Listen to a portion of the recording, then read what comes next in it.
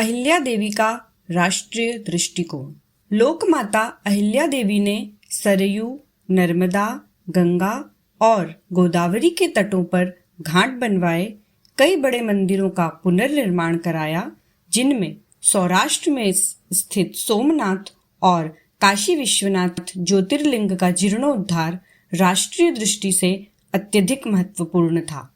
इन निर्माणों को करते समय देवी अहिल्याबाई ने किसी विशेष क्षेत्र को ध्यान में न रखते हुए संपूर्ण भारत को केंद्र में रखा और कई युगों से प्रचलित सांस्कृतिक राष्ट्रवाद की विचारधारा को मजबूत किया।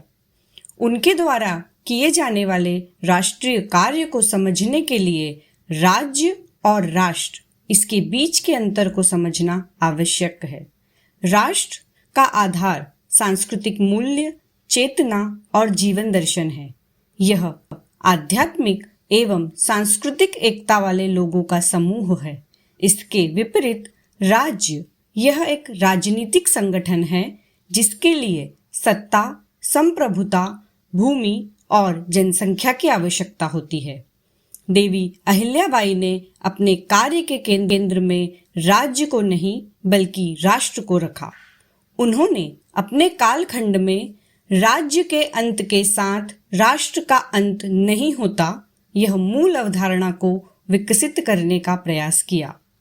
उन्होंने अपनी धार्मिक गतिविधियों के माध्यम से राष्ट्र निर्माण के लिए आवश्यक आध्यात्मिक ऊर्जा को मजबूत करने का प्रयास किया। इन मंदिरों, घाटों और भवनों आदि का निर्माण राष्ट्र की पुनर्स्थापना की दृष्टि से बहुत महत्वपूर्ण था। 17वीं शताब्दी का कालखंड जब मुगल अत्याचार चरम पर थे, तब उत्तर भारत के अधिकांश मंदिरों, मूर्तियों और इमारतों को मुगल शासकों ने नष्ट कर दिया था। जब देश के अन्य राजा आपसी कलह में इतने मग्न थे कि उन्हें इस महासंहार को देखने की न तो दृष्टि थी और न ही समय।